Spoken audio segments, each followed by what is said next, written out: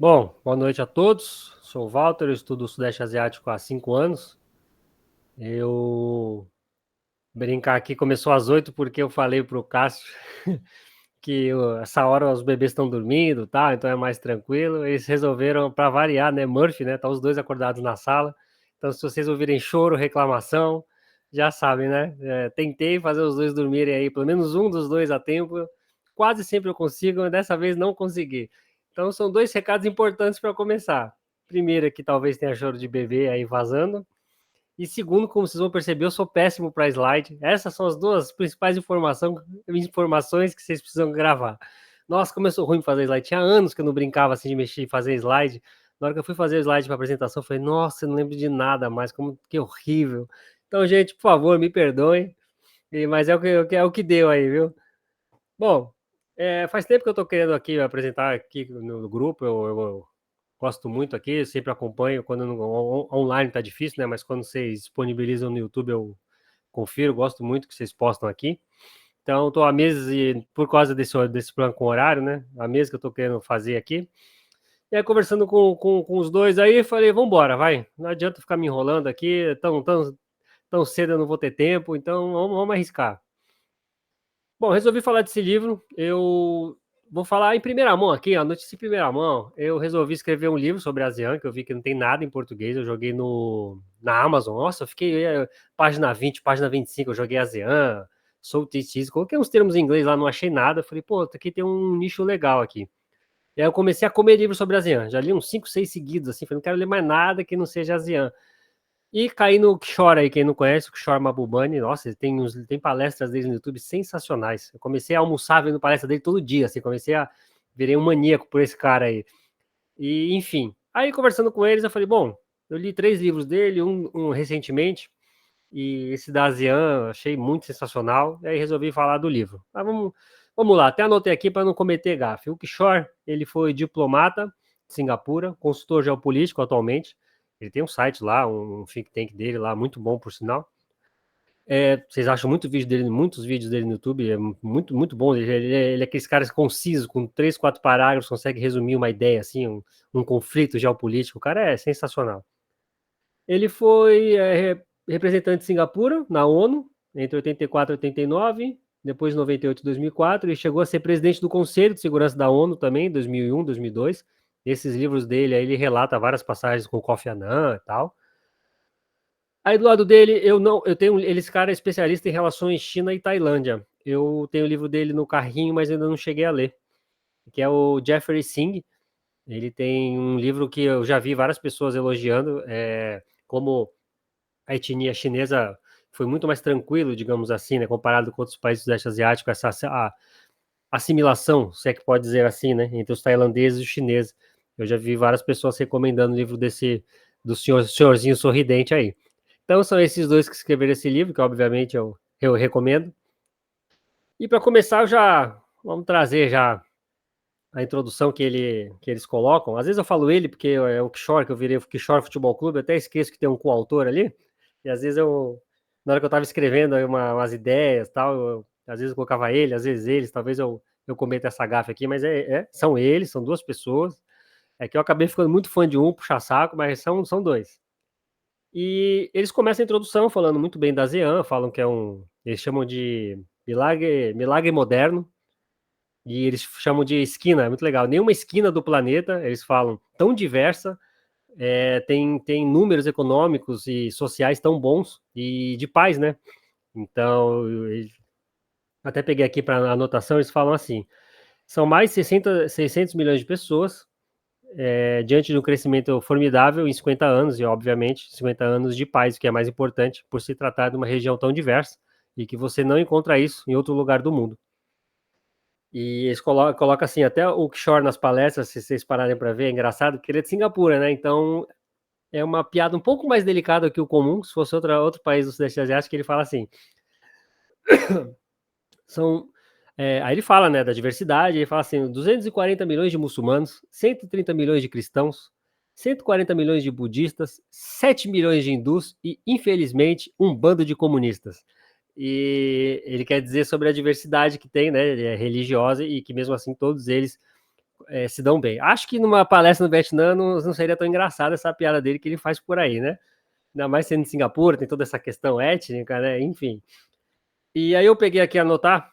Vamos lá, na introdução ele já coloca o quão formidável é a ASEAN desde o nascimento. E para não cometer nenhuma gafe, eu não vou conseguir decorar isso aqui nunca, ele diz o seguinte sobre os 5 homens que formaram a ASEAN, que foi em 67. Então ele diz o seguinte: Thanat Khoman, um budista, nasceu na Tailândia em 1914, educado na França. Como resultado de sua educação francesa, ele era mais familiarizado com os vinhos, literatura e culinária europeia do que com a história ou literatura do Sudeste Asiático. No entanto, ele era um fervoroso anticolonialista.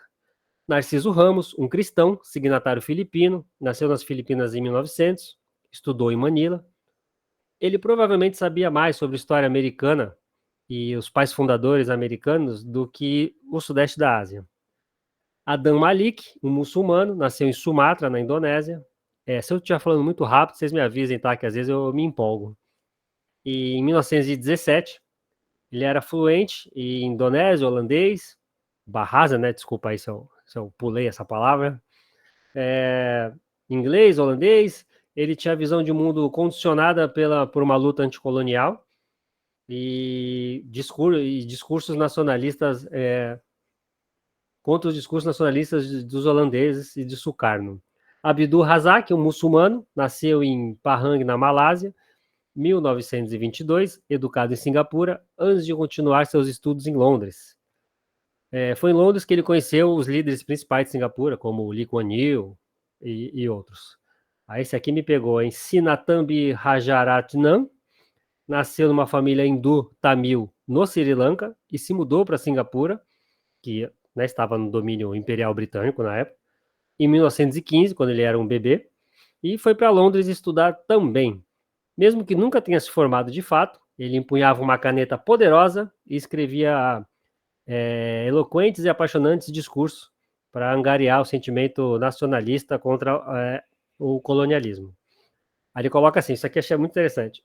Em suma, esses cinco homens, um budista tailandês, um cristão filipino, 2 muçulmanos e um hindu, reuniram-se para assinar a Declaração da ASEAN. E aqui, aspas minhas, a gente está falando, né, do período da Guerra Fria, né, o que torna ainda mais, esses traços ainda se complicam mais. E aí o exemplo que ele dá é sensacional.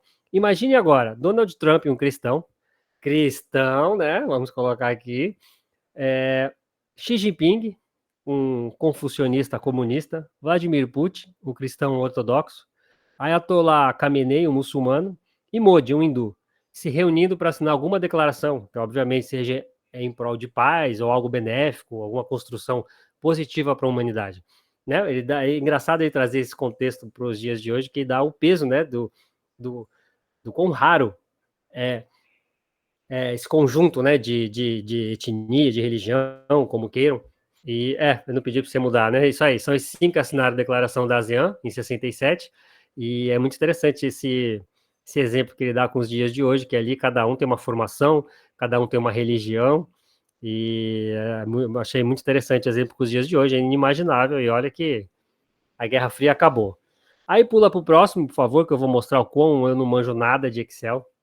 Eu falei, eu vou pegar e vou fazer uma mistureba para dar uma confusão, aos poucos explicando que no capítulo 1, eles resolveram mostrar como que se chegou a isso, né? Como eles falam, a esquina mais diversa do mundo, de ter tanta gente diferente reunida ali num pedaço de terra pequeno. Então, eles falam que o Sudeste Asiático foi influenciado por 4 ondas. A primeira ali é uma imagem da Índia, e eles falam, então, que a primeira onda é a indiana, que remonta aí a 3.000 anos. Citam, obviamente, Angkor Wat, né, como influência aí do indo-budismo, tá, provavelmente a mais famosa do Sudeste Asiático. Aí eles citam também, citam alguns lugares, Borobudur, na Indonésia, que também poderia jogar a imagem aqui, depois que eu fiz o slide que eu pensei, acho que talvez seria interessante jogar, porque essa não seja tão familiar, talvez. Aquelas pagodas, né, que tem muito em Myanmar, tem na Indonésia também, basicamente é um conjunto delas. Então ele fala que essa aí é a primeira onda das 4 que mais influenciou o Sudeste Asiático, que remonta a mais de 3.000 anos, e ele cita também o rama primeiro da Tailândia, século XVIII, que mesmo ele sendo até de etnia chinesa, o quão muito mais influenciado pela Índia ele era, que nos leva para a segunda chinesa, que dá para dizer talvez tão antiga quanto, mas no livro ele pega um conceito interessante que ele data a influência chinesa, a segunda onda, quando o reino de Funan ele vira tributário oficialmente dos chineses, quando tem lá os textos antigos lá da China falando de Funan, que era um reino que era no sul era o sul da Indochina e o sul da Tailândia, basicamente. Era a parte ali mais voltada para o mar. E ali é o século VII, então ele diz que ali oficialmente. Não, ali era o século onda chinesa, 500 anos antes de Cristo, desculpa. Século VII é a terceira onda que é do Islã, né? E 500 anos antes de Cristo, desculpa, que ele fala que já dá para você tem documentado nessa influência chinesa, que é quando você tem esse estado tributário, que nos leva ao Islã, a terceira onda, que bate forte ali na região.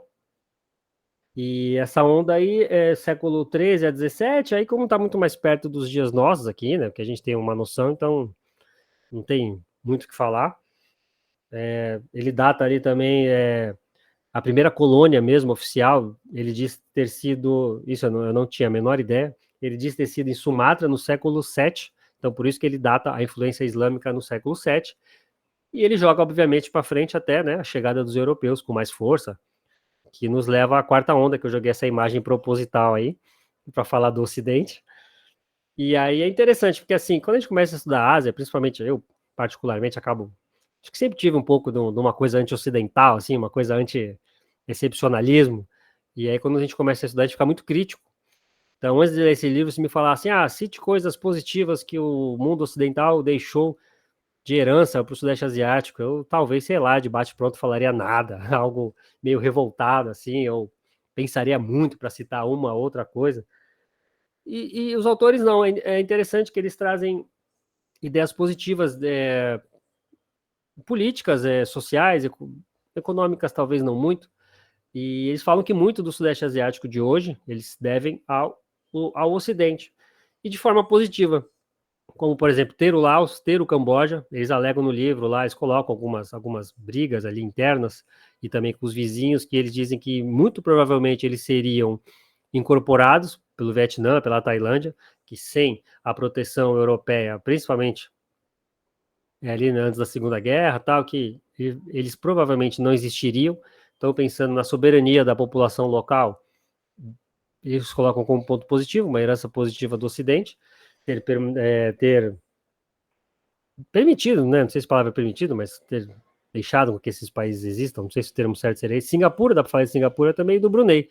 Então, eles alegam que se não fosse a influência europeia, até a proteção europeia em algumas ocasiões, seriam 4 países a menos, muito provavelmente ali seriam incorporados com o tempo. Então, se hoje o Sudeste Asiático é essa gama toda de nações, e isso deve muito ao Ocidente, a herança deixada e também a proteção, né? Às vezes, obviamente, com interesse ali, o petróleo do Brunei, enfim. Mas eles avaliam como positivo. Citam o cristianismo né, nas Filipinas, que chegou e ficou, e também a Federação da Malásia, que também poderia ser. E aí, nesse ponto, eu concordo com eles, que se fosse um monte de sultanato ali, poderia ter tido muita guerra ali, pós, pós Segunda Guerra, muitos interesses, né, sultões, reis, enfim, um tentando absorver o outro, né, você tem a questão ali com as Filipinas, ali, na fronteira que as Filipinas se reivindicam ser dela, em Sabá, então, assim, se já tem questões territoriais que às vezes dá uma escalada, imagina se não tivesse essa Federação da Malásia, por exemplo. Então, eles alegam que provavelmente essa Federação da Malásia teria tido uns distúrbios. Tem que ter em mente que eles colocam sempre no ponto que é o seguinte: é melhor ter paz do que qualquer outra coisa. Em primeiro ponto vem a paz, né? Porque a guerra, mais para frente vou retomar essa ideia que parece óbvio que eu vou falar, né? Quando eu for falar da Indochina. Mas então, o primeiro ponto é a paz. Tendo paz, o resto vem depois, porque a guerra você pega vizinhos, obviamente você não sabe como vai terminar, quanta gente vai morrer. Então, pensando nesse ponto de paz, importante é ter a estabilidade regional, esse é o ponto principal dele, estabilidade regional. É por isso que eles colocam tantos pontos positivos no Ocidente, E eles citam também uma coisa que, de novo, isso aí foi estudando o Sudeste Asiático, que eu fui percebendo, é que, no geral, eles gostam muito, né, da Europa e dos Estados Unidos, principalmente dos Estados Unidos. Eles, em pesquisas, o Ocidente é muito mais bem visto do que a China. Você tem o ISEAS, né, de Singapura, anualmente eles fazem uma série de entrevistas com moradores dos 10 países, e, por exemplo, Filipinas costuma estar, eu não lembro qual é a pergunta exata que eles fazem, mas tipo assim, você vê os Estados Unidos com bons olhos, e os filipinos costumam estar acima dos próprios americanos e dos israelenses. Então, assim, não dá para negar como positiva a influência deixada pelo Ocidente ali nas Filipinas, provavelmente, principalmente. Aí, vamos para o capítulo 2, por favor.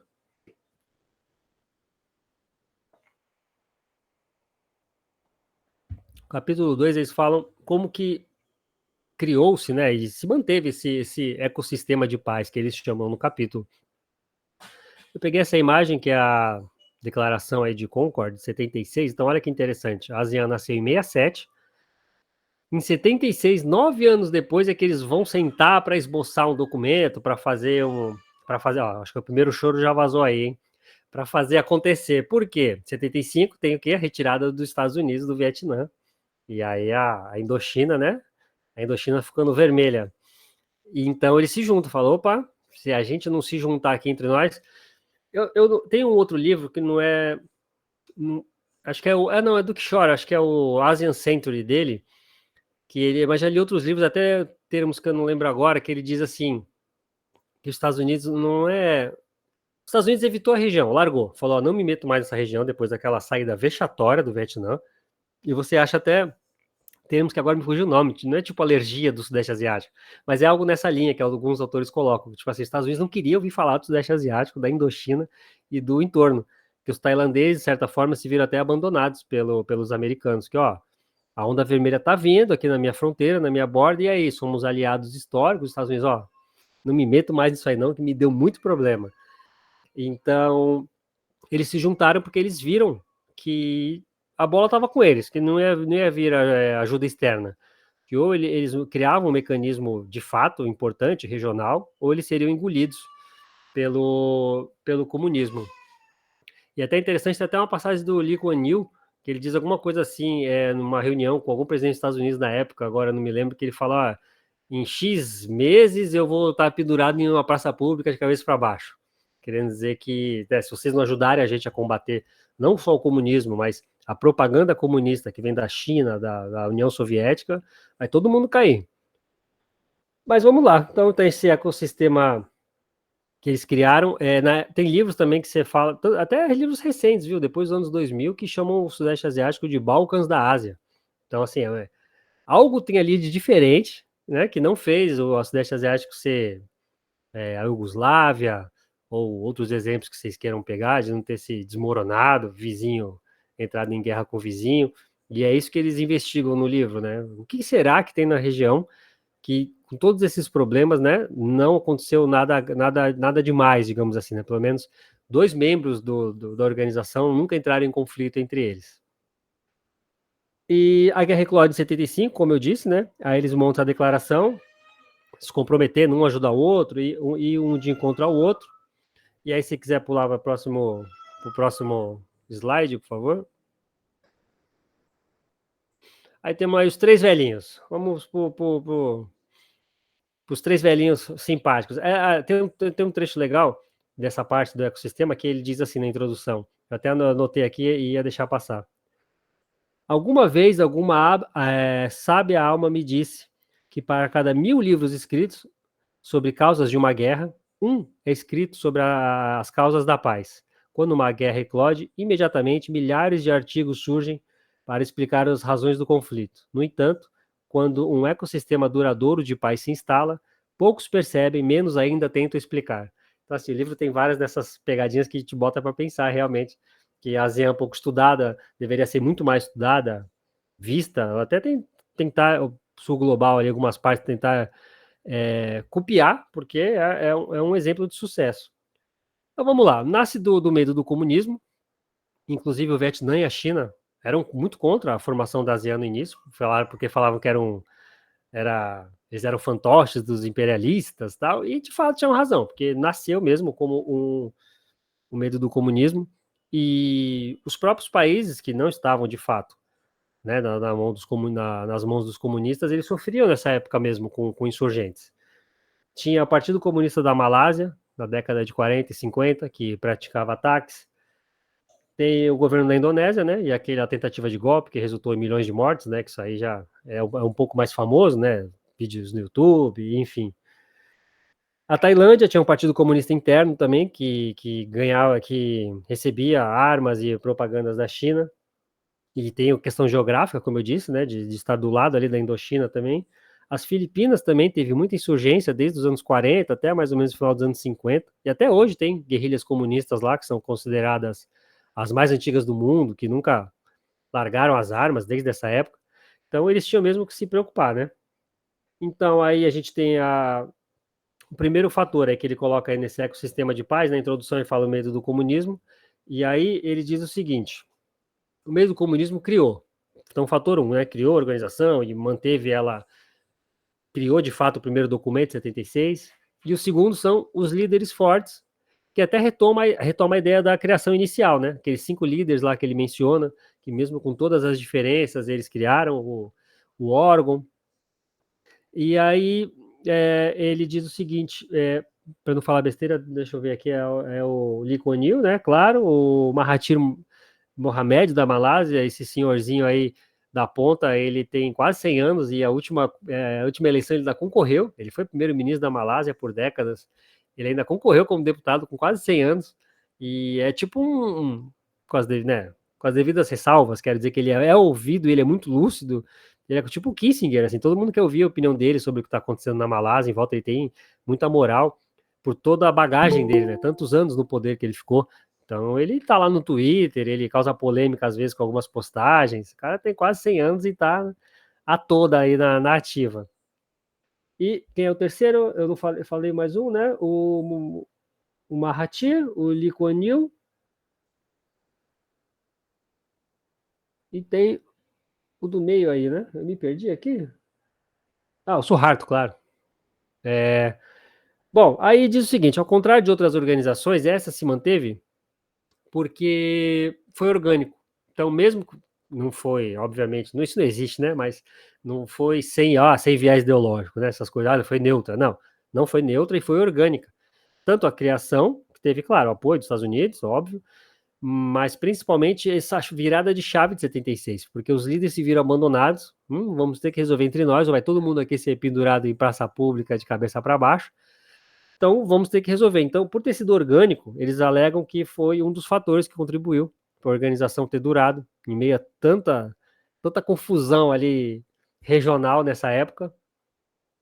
É interessante mencionar que o Lee Kuan Yew e o Suharto, eles não se gostavam, e principalmente, você tem que pensar que isso é 76, né? Então tem o Lee Kuan Yew de Singapura e o Mahathir da Malásia, que expulsou ele da Malásia poucos anos antes. E eles têm até troca de farpas, xingamentos em discursos públicos mesmo. Então, é uma rivalidade entre os três ali, eles não se dão, é a mesma coisa do início. E mesmo assim, eles se juntaram e falaram: não, a gente tem que resolver nossas diferenças por um bem maior, porque senão a gente vai todo mundo cair junto. E que nos leva aí ao terceiro fator, que eu achei o slide mais óbvio possível, que é falar sobre geopolítica, que obviamente vai vir um xadrez aí no próximo slide, que a gente já chega mais ou menos aí nos anos 80, eles colocam como sorte geopolítica, que é o terceiro fator da organização ter funcionado e obtido êxito. Eles colocam esse corte geopolítico como um fator pró-organização. Mas não bem só sorte, obviamente que souberam, né, manobrar com os acontecimentos da época. Estiveram do lado vencedor da Guerra Fria. Nessa época a gente está falando já também de um Deng Xiaoping abrindo a China, indo na região, né, a famosa visita dele a Singapura. Então, a gente está falando de um país aí que poderia se beneficiar de uma China mais aberta. A cisão sino-soviética também causou tumultos ali na região, mas eles souberam jogar bem com isso. Então é uma sorte com muitas aspas, né? E e um ponto muito importante que eles citam até em mais de um caso é o fato da ASEAN quando o Pol Pot chegou ao poder, ele fez aquelas barbaridades lá, matou milhões ali em 3, 4 anos, e o Vietnã invadiu, pouca gente sabe, mas os Estados Unidos ficou pró Pol Pot. Os Estados Unidos deu armamento e dinheiro para o Pol Pot, ficou do lado da China, por quê? Tinha acabado de reatacar a China, e tudo que fosse contrário à União Soviética, que atrapalhasse a União Soviética, os Estados Unidos ficaria do lado. Então, mesmo com todas as atrocidades do cara documentada, o Vietnã lá dentro, falando, não, os caras aqui não dá, tal, os Estados Unidos ficou do lado da China, fornecendo arma e dinheiro, e a ASEAN falou, não, a gente não vai se meter, a gente não vai enviar tropas, não vai sancionar, nada disso, só que é o seguinte, a gente vai deixar a porta aberta para um diálogo. Quando as partes acharem que dá para ter um diálogo, para a gente acabar com essa guerra, estamos com a porta aberta. Aí via, né, diplomata, enfim. E a ASEAN foi criticada pelos Estados Unidos e pela China por isso. Foi pressionada a sancionar, a isolar, como é mais ou menos com o Myanmar hoje em dia. E a ASEAN, os líderes da ASEAN falaram, não, a gente não vai sancionar, não vai se meter, estamos aqui para conversar, para dialogar, e se mostraram vencedores nisso também, né? Então, esse fator sorte geopolítica, é claro, que não é só sorte, eles brincam um pouco com a palavra ali, né? Mas isso também é um dos grandes, coloca um dos grandes pontos positivos. A ASEAN bateu de frente com os vizinhos em guerra, com a China, com os Estados Unidos, e falaram, não, a nossa maneira de trabalhar é essa, principalmente depois da reunião de 76, né, que eles estabeleceram isso, não interferência em assuntos internos um dos outros, e criaram os pilares deles lá, falando que iam fazer isso, e fizeram de fato, quando a guerra eclodiu ali, um país invadiu o outro, e respingou nos vizinhos. O quarto fator aí, puder mudar aí o slide, por favor, eles chamam de políticas econômicas orientadas para o mercado. Obviamente, peguei a imagem mais óbvia possível, inclusive a Bolsa de Valores aqui do Brasil. Então ele diz, teve ajuda externa dos países ocidentais, mas obviamente só isso não explica. Tem até aquela polêmica, né, quando se fala de Coreia, de Japão, de desenvolvimento a convite, né? Que não é bem assim, ninguém convida o outro, enfim, ele diz isso, que tem ajuda externa, teve ajuda do Ocidente, claro, isso não pode ser ignorado, mas que a ASEAN aprendeu muito com o leste asiático, com o Japão, com os tigres asiáticos, que eles souberam aprender muito rápido o ecossistema que estava vigorando ali na região, então ele coloca isso como o quarto fator, e que a ASEAN aproveitou, e também outros países aproveitaram, né, o momento econômico ali da região, e ambos se impulsionaram. Então, a expansão do comércio no chamado Indo-Pacífico é um dos fatores, obviamente, para a região ter crescido e ter ficado em paz, né? Lembrando que o norte aí do que eles falam no livro é sempre isso aí, né? A paz como o principal o objetivo a ser alcançado. Então, o quarto fator eles colocam como isso. Até no livro, acho que é mais para frente que eles citam, mas eu já lembrei aqui. Tem até outro livro que eu li também que fala disso, até posso trazer para vocês, que é sobre a ASEAN mais 3. Quando eu for falar de potências ali, também eu vou falar, mas nessa época, da 97, 98, da crise econômica que pegou ali a região, eles citam que a China ela se recusou a desvalorizar a moeda dela a pedido dos países do Sudeste Asiático. E que isso levou a China para outro patamar ali de amizade com eles, que eles viram que eles poderiam contar com a China, no momento que também eles se sentiram abandonados pelo Ocidente. E tem livros que entram mais em detalhes sobre isso. Então, aproveitando, né, que o fator aqui está falando do mercado, se abrir para o mercado, é interessante também, vocês deram uma pesquisada nesse ASEAN Plus, a ASEAN mais 3, que eles criaram vários mecanismos embora esteja fugindo um pouco do livro falando isso, eles criaram mecanismos de swap cambial para amortecer um pouco a dívida dos países, para tentar aliviar um pouco o impacto da desvalorização das moedas dos países do Sudeste Asiático ali, Tailândia, talvez tenha sentido mais, Indonésia. É interessante dar uma olhada nisso, como entra nessa onda aqui do pró-mercado e como eles souberam jogar com as grandes potências regionais ali, e Japão, ASEAN mais 3, né, para quem não sabe, pulei aqui, né, são os 10 países do Sudeste Asiático, mais o Japão, mais a Coreia, mais a China. E esse grupo funciona até hoje, muito bem, por sinal, e foi criado nessa época, mais ou menos, aí, que eles já estavam com essa união, não sei se seria a palavra, né, mas já tinham os mecanismos econômicos entre eles, e que a queda de 1, 2, 3 prejudicaria todo o ambiente econômico, de comércio ali, então os três, de novo, né, Coreia do Sul, Japão e China se juntaram para ajudar. Quando a FMI virou as costas para isso, falou, não vamos ajudar, ou vamos ajudar com toda essa lista aqui de exigências para a gente liberar a verba para vocês. E os três se juntaram e falaram, não, vamos criar um mecanismo aqui e vamos ajudar vocês. Então, também isso é bem interessante, nessa ideia de pró-mercado. O próximo fator é um fator bem interessante, é o quinto e último, que é das redes regionais baseadas na ASEAN.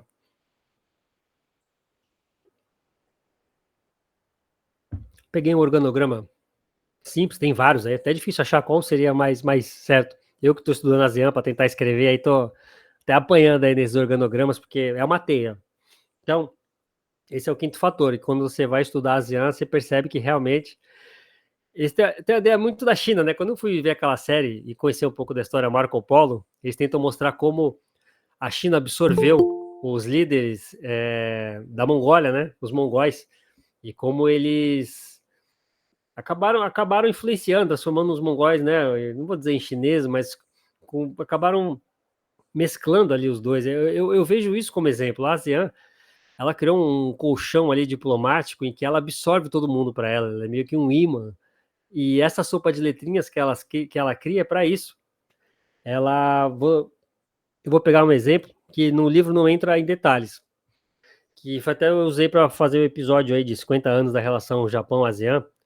Por exemplo, vou dar um exemplo concreto. O Japão criou, a sigla é a OIP, ou FOIP, a OIP, que é o Indo-Pacífico aberto, livre para comércio, basicamente repetindo aos Estados Unidos. Mas na geopolítica o demônio está nos detalhes, né, que falam, né? E obviamente que o Japão usa o termo livre e aberto para comércio do mesmo jeito dos Estados Unidos, né, para contrapor a China, para dizer que estão atacando os vizinhos e acabando com a liberdade na região. Então é um termo, obviamente, ali para fazer uma afronta regional, copiado pelos Estados Unidos, né? Eles são muito aliados, e o que os Estados Unidos fizer, o Japão vai mais ou menos emular, embora, claro, né, falar assim, parece que o Japão seja só um fantoche dos Estados Unidos, não, eles têm os interesses deles na região. E aí, vendo que o caminho aí, que as coisas estavam rumando para esse lado, a ASEAN criou imediatamente, pós-Japão, a FOIP, que também é Outlook, For Maritime, tem também lá, enfim, não falar a sigla só para dar um exemplo mesmo, se vocês quiserem mais detalhes, eu até depois mando para vocês, embora seja fácil de achar no Google, que dá a entender que é a mesma coisa que a Organização do Japão. Você olha, você lê, né, o que está escrito literalmente, os artigos ali, inicialmente, você vê a mesma coisa, por exemplo, que o Japão está falando, mas não. O diabo está nos detalhes, né, como eu disse, e a ASEAN já usou esse mecanismo que eles criaram para já dar um chega para lá no Japão, lá. Falando, não, veja bem, não é bem assim, para os Estados Unidos, para a China, porque viram que essa organização que o Japão criou era excludente, não inclusiva. Então eles criaram uma e falaram, não, o nosso é inclusivo. Estamos aqui para debater realmente sobre a região, não vamos falar de assertividade da China como vocês estão falando nos comunicados de vocês, porque isso é excludente, não é propositivo, né? Então, enfim. Então, o diabo está nos detalhes, e a ASEAN faz muito isso. Quando você vai ver esse AMM, que um fórum de ministros, um é dos ministros de Relações Exteriores, o outro são ministros de Defesa, então você vai ver que eles têm fóruns anuais, até semestrais, mostrando que estamos ativos, estamos de olho, e se surgir outro problema, a gente cria outro órgão, não temos nenhum problema com isso, a gente vai lá e cria outro para lidar desse problema. Por exemplo, quando criaram a AUKUS também, né, que é para Austrália, Estados Unidos, Reino Unido, que para ajudar a Austrália a criar seus submarinos nucleares, tal, de propulsão nuclear, né? Nem estamos falando abertamente de armas nucleares. E mesmo assim, principalmente a Indonésia deu uma resposta muito dura. Eles foram lá e criaram um mecanismo também que seria uma forma de um mecanismo para ficar de olho e rebater a AUKUS também. Enfim, então a ASEAN tem isso e ajuda, né? Eles precisam estar unidos, porque eles estão entre Índia e China, ou Índia, China e Austrália, como queiram, ou entre Índia, China e Rússia. Então, assim, para onde eles olharem, embora a Austrália seja muito menos importante que os outros três, é claro, mas onde eles olharem, eles são muito pequenos. O interesse deles não vai ser ouvido se eles não estiverem juntos. Então, essa sopa de letrinhas aqui é fundamental. Eles precisam mostrar que eles estão coesos, porque eles juntos, sim, aí dá outro peso, né? Mais de 600 milhões de pessoas, se juntar a economia deles ali, a quinta do mundo, Então, eles precisam estar unidos. E esse fator, essa sopa de letrinhas regionais aí é muito importante. Eles precisam disso para sobreviver. E aí, pular aí já falar um pouco das ASEAN com as superpotências, que esse aí é o capítulo 3, dá uma esticadinha aí no livro, que ele diz que tanto os Estados Unidos quanto a China demonstram frequentemente falta de inteligência para lidar com o Sudeste Asiático. Da China, ele cita que a China, quando o Camboja foi presidente da ASEAN, toda reunião tem um comunicado final, que isso sempre entra em consenso. Mas por pressão da China em 2012, não teve. O Camboja acabou cedendo à pressão da China, e os autores citam isso como um problema, porque o Sudeste Asiático, justamente pelas fragilidades que eu falei, eles precisam mostrar unidade. E ceder, né, a potência, principalmente agora, a rivalidade Estados Unidos e China, é uma fraqueza. Então ele critica a China, diz que a China não soube lidar com inteligência, para os seus vizinhos, né? Então, sendo no caso da China ainda mais grave. E dos Estados Unidos, ele cita, era até a Hillary Clinton, que estava na época numa reunião e que ela pressionou, essa reunião de ministros de defesa, que ela pressionou a ter que ter o Mar do Sul da China no comunicado final. E ela pressionou, pressionou, pressionou, eles falaram que não, que esses temas delicados não, né, não funcionam numa declaração final, que se fosse ter é melhor não ter, enfim, não teve, por pressão da Hillary Clinton, nesse outro fórum. E ele falou isso também, que os Estados Unidos também não demonstram sabedoria ao lidar com a ASEAN. Vou falar um pouco rápido, que eu me propus a falar mais dos dois primeiros capítulos, mas eu tentei encurtar ao máximo para isso, para dar uma pincelada praticamente do livro todo. Tem um capítulo que eles falam de país por país, esse eu pulei, claro, né? Que a ideia aqui é falar da ASEAN. Ele separa a relação da ASEAN com os Estados Unidos em três fases. A primeira, eles falam da Guerra Fria, que é obviamente uma fase positiva, né? Os Estados Unidos atuou na região e foi chamado também, de certa forma, né, para isso. A fase 2 na década de 90, eles falam que é uma fase fria, que os Estados Unidos perdeu o interesse na região, então se afastou. E depois de 2001, do atentado do, das Torres Gêmeas, os Estados Unidos se reaproximou da região. Ele citou Obama, que morou na Indonésia, que ele foi lá e fez discurso na Indonésia, falou até umas frases ali lá em indonésio, e que foi muito bem visto na região, todo mundo gostou, mas na hora do vamos ver, ele furou em cima da hora umas 3 reuniões regionais que ele deveria participar. Cada hora tinha um problema geopolítico mais importante, que isso era um exemplo do que não fazer, né, que foi visto como rude no Sudeste Asiático. Mas ele menciona que não dá para abandonar, não dá para ignorar os Estados Unidos, e os Estados Unidos deveriam ser mais inteligentes no intercâmbio educacional, justamente por ver os Estados Unidos de forma tão positiva, que para fazer contrapeso à China, o ponto que os Estados Unidos deveriam explorar são os jovens, através de intercâmbios culturais e educacionais, fazer com que eles migrem mais, estudem nos Estados Unidos e voltem, para eles espalharem as ideias dos Estados Unidos, da democracia, enfim. E que essa seria a forma mais inteligente de combater a China, pensando no Sudeste Asiático, não é ameaçando sanção, ou tentando impor sua vontade contra um ou dois países, e sim, é interessante o ponto de vista dele, que a médio e longo prazo os Estados Unidos teria vantagem sobre a China, que é vista com muita suspeita pelos países da região. A relação com a China ele separa em três, né? Estou resumindo muito aqui, né? Obviamente no livro o cara traz muitos mais detalhes, e são páginas e páginas disso, mas é interessante essa categorização. China, ele diz que a primeira fase foi obviamente muito conturbada, né? Estamos falando aí do mal, chegada do mal no poder e tal. A fase 2 melhora nos anos 70, você tem até relações diplomáticas oficiais já com a Malásia, com a Tailândia ali nos anos 74, 75, 76. E que azeda novamente em 78, justamente com essa invasão aí, apoiar o Pol Pot, esse problema que eu já mencionei, e que volta a ficar bom depois de 98, 99, pelo que eu disse, da crise financeira, que eles viram os chineses como aliados, coisa que os ocidentais não foram quando eles mais precisaram. Foi assim que foi visto na época, pelos principais líderes da região. Tanto é que ele diz que, fruto direto disso, veio o primeiro acordo de livre comércio da ASEAN, que foi com a China nos anos 2000. Então, 98, 99 ajudaram na crise cambial e tal. Então, fruto disso foi esse acordo aí de livre comércio com a China, que veio logo em seguida. Aí eu vou tomar mais um golinho de água.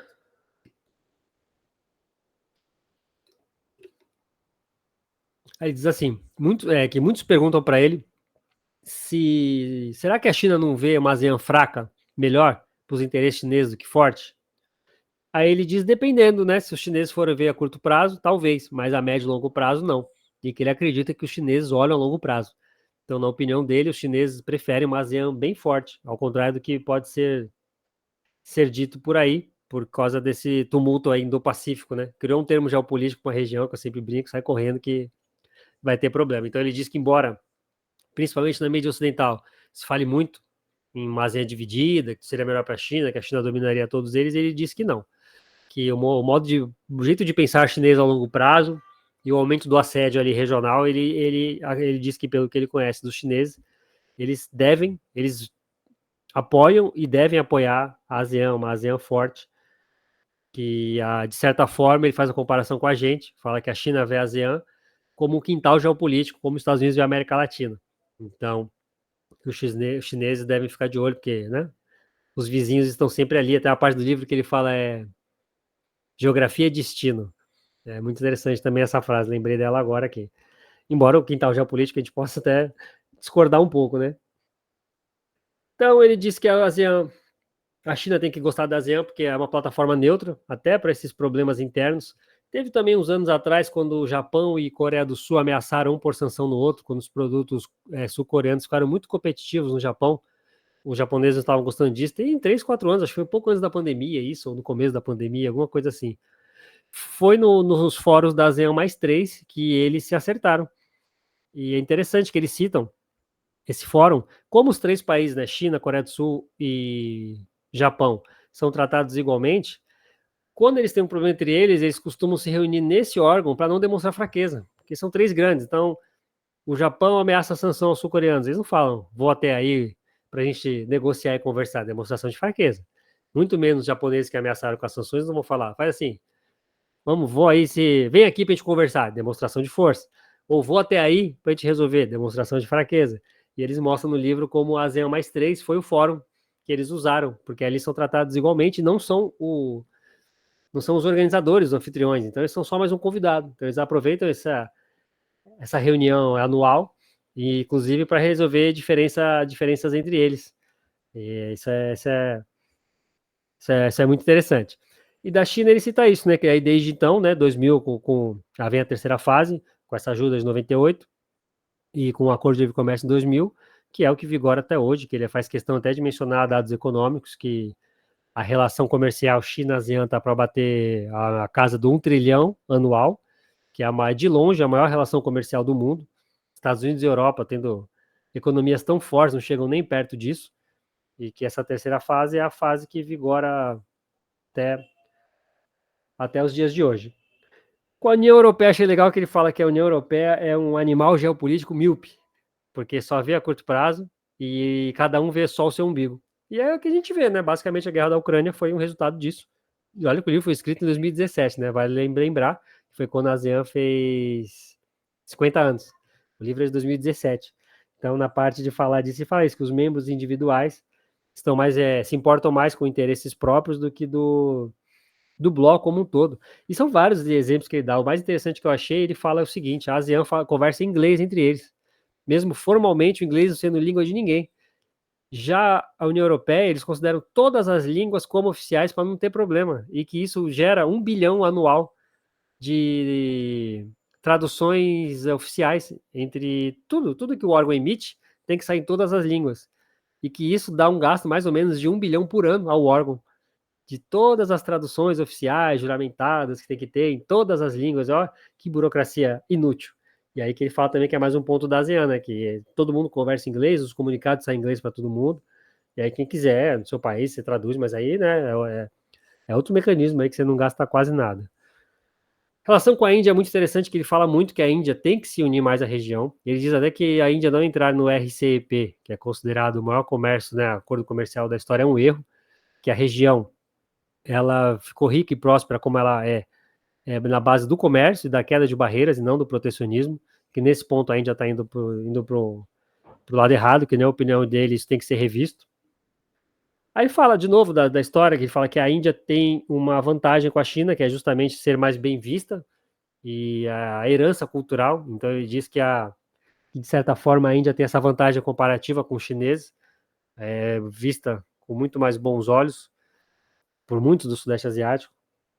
E o Modi até lançou, né, que ele é East Act Policy, né, que se voltar pro Sudeste Asiático, os seus aliados asiáticos, né, não ficar mais olhando tanto para o Ocidente.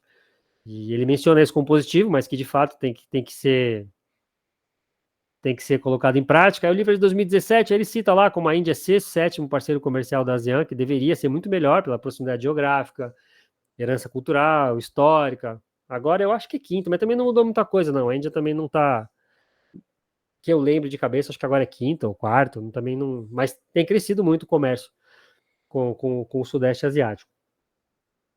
Com o Japão, ele cita uma coisa interessante que é o seguinte, que eu até pulei ali de propósito. Quando ele diz, inclusive, os ministros que estavam na reunião, ele cita, como ele também foi, né, ministro de Relações Exteriores e tal, ele teve essas conversas em alto nível, ele sabe, e ele citou que quando o Japão, a Coreia do Sul, a China criaram esses mecanismos cambiais para aliviar a crise de 98 e 99, até para não criar nenhum problema, a ASEAN convidou China e Japão para fazer um acordo de livre comércio, um acordo igual com os dois, igualmente nas mesmas datas, para mostrar união também, mas não só, né? Para não ter nenhum atrito, para evitar. E ele disse que o Japão, na verdade, teve desdém. E a gente sabe a história japonesa, né? A história japonesa é meio complicada, né? Tem um negocinho a mais deles ali, um nacionalismo um pouquinho maior, né? O Japão se negou. E ele disse que isso foi um ponto negativo, porque o Japão voltou atrás.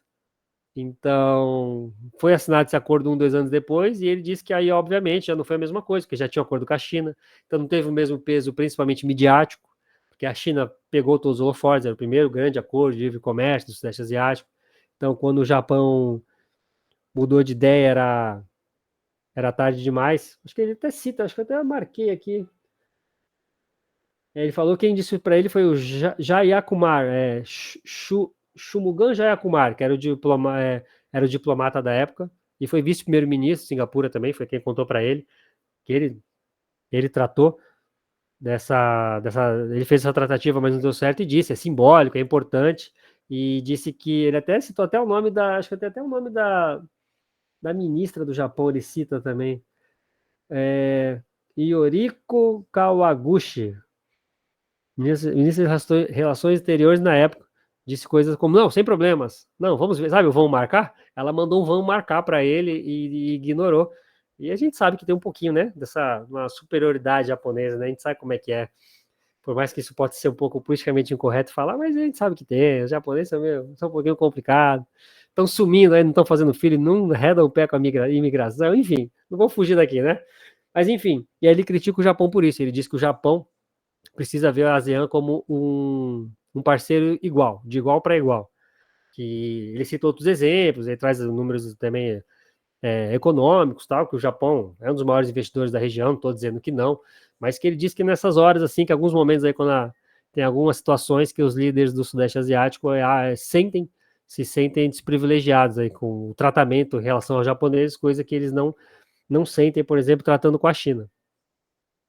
E até anotei, não tem no livro, mas eu tinha anotado para falar aqui, mas eu já falei, né? Visão livre e aberta do Indo-Pacífico. Em inglês vocês acham como FOIP, a sigla, que é o mecanismo que o Japão criou, que logo em seguida a ASEAN criou a perspectiva da ASEAN sobre o Indo-Pacífico, que é a OIP, que veio logo em seguida para não contrapor o órgão, né? Mas assim, tudo isso que eu já falei aí.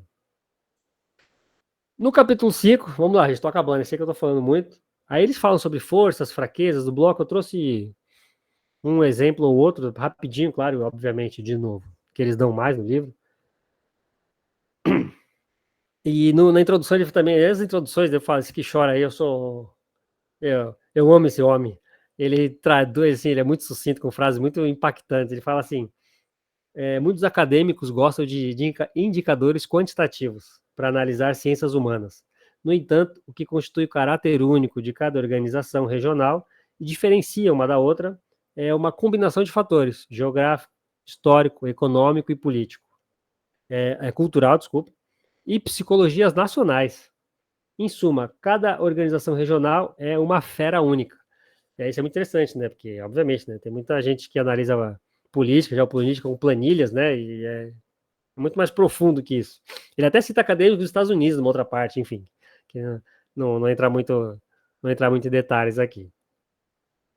E aí ele diz que o ponto forte da ASEAN é o sentido de comunidade que eles têm criado, o tal do ASEAN Way, ASEAN Centrality. Quem lê sobre a ASEAN vai ver isso bastante. Eles estão trabalhando com um conceito que é uma ideia.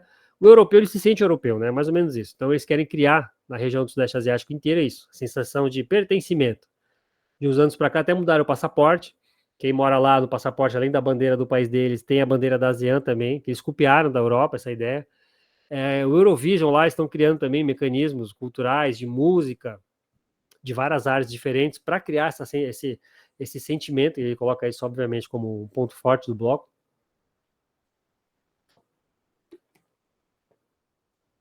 Aí ele cita nos documentos da ASEAN, que são um ponto forte, ele diz não ter mecanismo de expulsão, não ter votação, ou é decidido num consenso ou não tem documento, ele diz como isso é importante, que evita, ele coloca lá o harassment, né, evita o assédio, sei lá, da Indonésia, que é muito mais forte, que representa muito mais o bloco.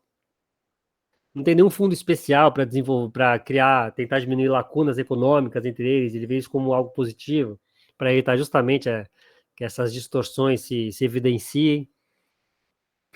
E ele diz e também reunir 2 vezes por ano, como um ponto positivo, que você vê ali alguém, não só um líder nacional ali do seu vizinho, mas alguém humano. Ele diz que aí você cria as relações necessárias, né, para eles se verem como amigos, você se vendo a cada semestre, tendo que conversar e negociar, enfim, ele diz como ponto positivo também. Aí ele diz, no final desse capítulo também, evitar um confronto significativo regional, é um grande ponto positivo da ASEAN, que ela é sim usada pelas potências, que ele diz, isso é um meio contraditório, né? Mas que ele diz que as potências regionais, e os Estados Unidos, Europa, enfim, não só regional, elas gostam da ASEAN como uma mediadora de conflitos porque são países que não ameaçam ninguém. Então, eles são neutros. Então, é interessante ter eles ali como mediadores, como criadores de órgãos, fóruns, como eu mencionei ali, a sopa de letrinhas, que ninguém se opõe a isso porque eles são neutros. Então, isso é muito interessante. Ele cita lá outros detalhes, e diz que a confiança que eles criam entre eles também, né, fruto disso também é um ponto positivo. Em fraqueza, eles colocam estabilidade política interna, justamente por ser um órgão, não ser um órgão duro, rígido, como a União Europeia, né? Eles nunca quiseram ser, por sinal. Então, justamente por ser esse órgão maleável, que flutua nas questões geopolíticas e regionais que vão mudando, e eles vão se adequando muito bem, né? Abriram o mercado quando teve que abrir. E o lado ruim, é interessante que é cheio de paradoxos, né? E o lado ruim é isso, por não ter um fiador, que quando em 76 se sentiram abandonados e criaram o primeiro documento oficial. Então ele diz isso, eram líderes fortes, eles seguraram a ASEAN. Líderes fortes criaram e líderes fortes levaram o bloco, o órgão, para outro nível. Será que sempre vão ter líderes fortes que vão conseguir, eles usam até o termo custódia, custodiar, caso eles sejam abandonados, caso essa confiança das potências em apoiar a ASEAN como mediadora de conflito, será que vai ter líder forte? Ou estabilidades políticas internas vão falar mais alto? E ele cita até principalmente os países, né? A Tailândia vive em problema interno, a Indonésia também é um pouco protecionista demais, ele diz que a Indonésia deveria olhar mais para os vizinhos, que eles se fecham muito entre eles, pelos problemas internos que eles sempre têm, ser um país, né, com muita ilha, muito lugar para diminuir tensão, enfim. Então ele coloca. Aí uma parte que eu acho do livro que eu não sei se eu entendo, né? Não saberia dizer, ele coloca. Ele vai citando os países, né? Que tem problemas internos e que, se precisar ser o fiador da ASEAN, será que vai conseguir? Aí tem a Malásia também, que como o livro foi escrito em 2017, né? A Malásia vivia um grande ponto de interrogação se a democracia iria sobreviver, com o escândalo de corrupção que teve lá, que derrubou um governo que está lá desde que o país virou independente. Hoje a gente vê que não, mas 2017 era um grande ponto de interrogação. E no Vietnã ele coloca assim, isso eu achei curioso. O Vietnã, que hoje em dia é um dos apoiadores mais entusiastas da ASEAN, por razões culturais e históricas, nunca poderia ser esse líder custodiante. Eu vou falar para vocês que eu não sei. Ele não entrou em detalhes, eu gostaria muito, mas eu tenho dúvidas se já que é tão diverso o bloco, por que raízes históricas, culturais é um problema, né? Já que no livro inteiro ele fala justamente isso, que é um ponto positivo, e, né, vários se organizarem. Acho que ele está com preconceito com comunistas, viu? E, então ele não entra muito em detalhes disso, mas ele diz que o Vietnã também não. Então é o único que eu vejo com não consegui entender onde ele quis chegar. Mas os problemas internos dos países afetarem a ASEAN, caso ela precise de líder forte, é uma fraqueza. É um paradoxo, justamente, mas o legal é justamente esse, né? E o sentimento até, como eu disse, né? Esse sentimento ele acha que ainda está muito fraco, de se sentir uma pessoa do Sudeste Asiático ainda está muito fraco. Ele elogia, né, os movimentos que os governos têm feito, mas ele coloca isso também como ponto fraco. Ele diz que ainda tem que melhorar muito em caso de uma suposta crise severa como essa, de precisar de um custodiante interno. Se as próprias populações internas, eles podem falar, não, deixa a ASEAN para lá e vamos resolver o nosso problema mesmo.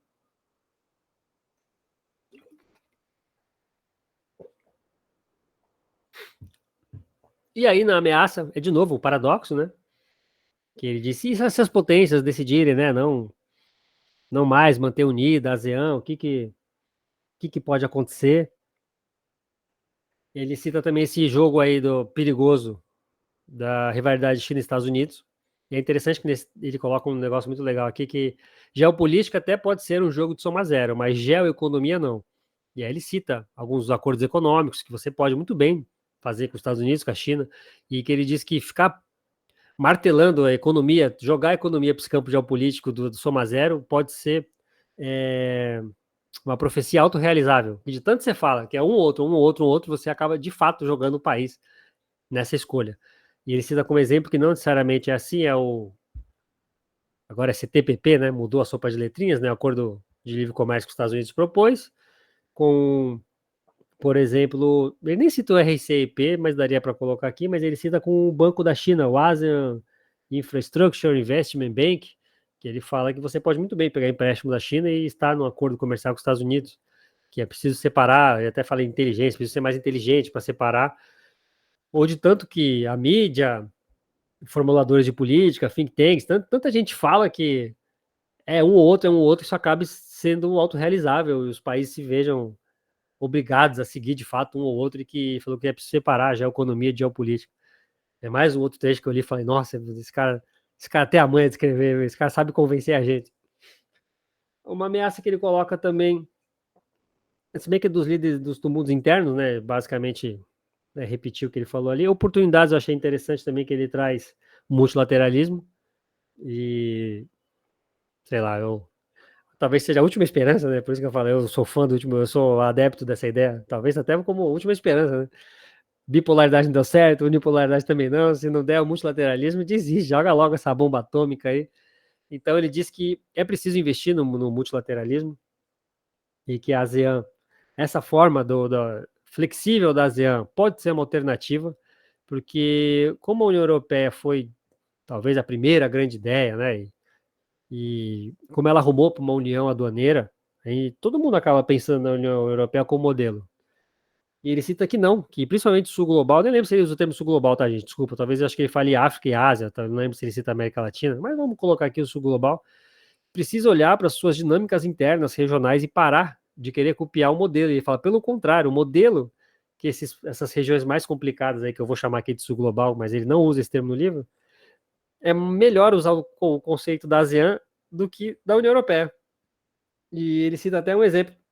Ele fala da União Africana, que tenta se emular uma União Europeia, também tem é, expulsões, sanções, e ele fala: será que a gente mudar para a Associação Africana, como é a associação, né, do Sudeste Asiático, será que não seria melhor tratar? Obviamente que a palavra só não muda, né? Como eu falei em geopolítica, né?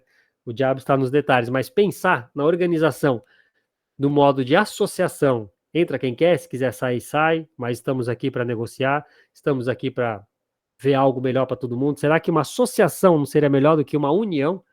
Então ele coloca isso da ASEAN.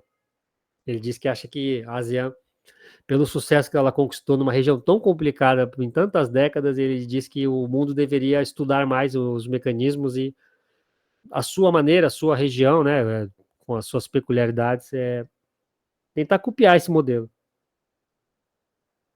Que mais? O modelo alternativo da ASEAN, né, que é o que ele cita, que eu falei aqui. Tem um trecho que agora eu separei uns blocos aqui da União, que ele entra em detalhes mais da União Africana, eu não sei muito, eu sei que eles têm mecanismos de sanções, de expulsão, ele fala um pouco mais, né, ele pega a União Africana como exemplo, e se, né, se eles trabalhassem com a ideia de associação e não de união, e ele trabalha, legal essa parte do livro. É,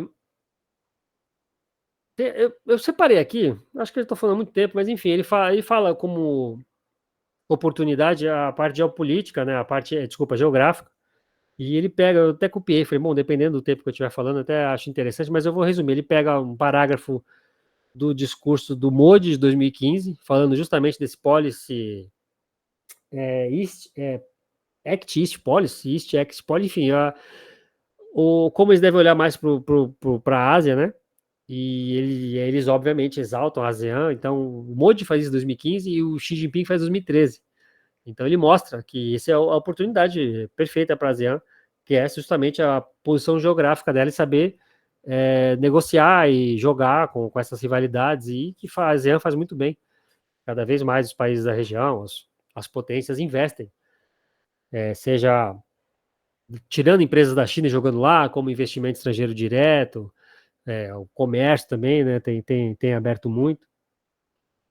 Basicamente é isso. Na conclusão, ele cita o paradoxo, né? Se você for ver o que eu falei aqui de oportunidade, tal, ele fala que é isso mesmo, né? Que é paradoxal mesmo, se você for parar para ver. Que a ASEAN faz um bom trabalho de civilização, que ele coloca entre aspas, é um termo bem provocativo, e que a ASEAN, nesses 50 anos, foi o grande amortecedor geopolítico do mundo, e mola, nesse sentido de mola, ele fala do econômico, né? Então, ao mesmo tempo que é um grande colchão em que todo mundo vai ali, amortece, ele também é uma mola que impulsiona os países da região. Isso, e ele, obviamente, que fica muito maçante, fica falando um monte de número aqui, mas ele pega vários dados dos 50 anos, né, como estavam os países há 50 anos atrás, né, em número de comércio, de investimento, de empresas multinacionais, e como estavam em 2017. Que não tem porque, enfim, trazer aqui. Ele também usa o termo lubrificar, né? Que, né, quando chega a tensões ali, coisas muito rígidas, duras, reuniões complicadas, a ASEAN lubrifica, lubrifica as relações. E ele fala também uma coisa interessante, que rituais são importantes. Quando os líderes se reúnem de forma ritualística a cada ano, ou 2 vezes por ano, se conhecem e se veem como seres humanos e não como funcionários representando diferentes países, aí a coisa muda. Isso também é muito interessante, que é óbvio quando você lê, mas às vezes muita gente vê nesses órgãos internacionais como gasto, como besteira, não funcionam, principalmente na velocidade que a gente gostaria, mas essa ideia de ver, né, o outro como um ser humano, que você está sendo obrigado ali a sentar com ele, conversar, isso é muito interessante. E aí eu vou trazer a ideia do livro que ele coloca na introdução, no meio, e agora no final, que eu deixei de propósito, que é o seguinte: ele fala que por tudo isso que ele expôs, ele está certo que, se percebesse a ASEAN com a importância que ela tem de fato, a ASEAN já teria ganhado o Nobel da Paz. E por que eu deixei isso para o final? Porque a primeira vez que eu li na introdução, eu pensei, pô, peraí, né, vamos devagar, né, você está vendendo teu peixe, mas que eu falei do livro, ele é muito interessante, porque ele traz, por exemplo, a Aung San Suu Kyi ganhou o Nobel da Paz. A ASEAN sempre esteve por trás das negociações com o Myanmar. A ASEAN foi muito pressionada nos mesmos moldes do Pol Pot a abandonar, sancionar, ameaçar, excluir, e não fizeram. Então, se a Aung San Suu Kyi teve o Nobel da Paz, por que a ASEAN não deveria ganhar o Nobel da Paz, sendo que fizeram isso com o Pol Pot? Fizeram isso em tantas. Eu citei aqui a ASEAN mais 3, claro, que não é um nível tão forte assim, né, de problemas. Está falando de guerra, está falando de insurgência, guerra civil. Então, obviamente que é um outro grau piorado ainda a situação, mas a ASEAN serviu como um colchão por 50 anos. E aí ele fala assim também na conclusão: nesses 50 anos, o que não mudou o Indo-Pacífico? Quantas potências não surgiram, não caíram, não entraram em conflito com o vizinho? E o Sudeste Asiático esteve lá. A ASEAN esteve lá há 50 anos. Estamos aqui para conversar com quem quiser. Aí eles criaram também parceiros de livre comércio. Você tem níveis de amizade, digamos assim, né? O Brasil até está num dos mais altos ali, conversa setorial, agora me fugiu o nome. Então, a ASEAN é um fórum aberto de paz e estabilidade econômica há 50 anos. Não mudou, pelo contrário, dobrou de membros, então dobrou de interesse, né? Se for pensar aí na soma zero, já que só trabalha no consenso, e no entanto eles estão lá, voando, estão fazendo o que eles se propuseram a ser. Então, por que não a ASEAN não merece o Nobel da Paz? Eu deixo aqui no final essa pergunta, porque é muito interessante. No começo do livro eu pensei, pô, forçou, né? E no final do livro eu pensei, pô, esse cara tá muito certo, por que não? Se só a Aung que teve, por que a organização não merece? E tem outras situações, enfim, eu estava aqui só para finalizar, talvez eu esteja falando que é 1h15. Tem várias provocações nesse livro que falam assim: tradicionalmente tem sido o papel da América fornecer um farol de esperança para a humanidade de muitas maneiras, mas o modelo americano de lidar com as diferenças culturais é criar um caldeirão em que todas essas diferenças desaparecem e surge uma única identidade, a americana.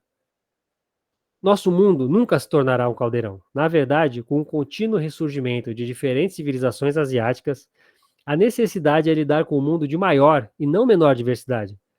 É por isso que a ASEAN, a única entidade regional verdadeiramente multicivilizacional do mundo. Uma organização que pode servir como um farol alternativo de esperança. Enquanto o mundo se afasta de 2 séculos do domínio do Ocidente, o planeta ruma para um modelo multicivilizacional. É sensacional. É isso. Eu tenho outras citações. Ele vem com esses exemplos aí que fazem a gente refletir, mas deixar esse aí como um modelo final. E acho que eu terminei aqui. Em suma, é isso.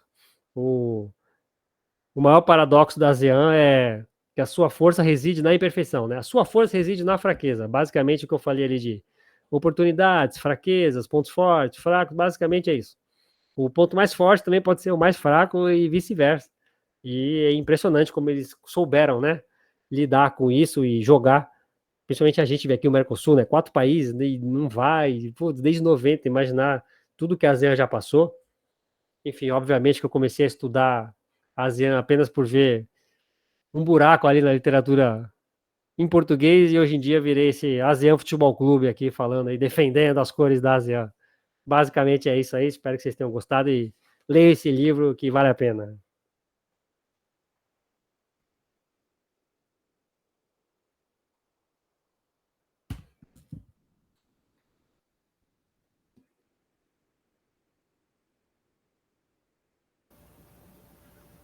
Muito obrigado aí, Walter. Excelente tua apresentação, adorei. Eu me empolgo, hein? Vocês me frearam, então fui falando. Às vezes eu pensei, Não, acho tá que eu tô ótimo, não falando tem muito problema, tá rápido. ótimo. Quando eu me empolgo, sabe, conversa de bar, assim, que você sai falando, ficou Não, muito tava muito rápido bom, cara. aí, desculpa, hein? Eu falo rápido às vezes. Eu particularmente nem vi o tempo passar, assim, tava muito bom mesmo.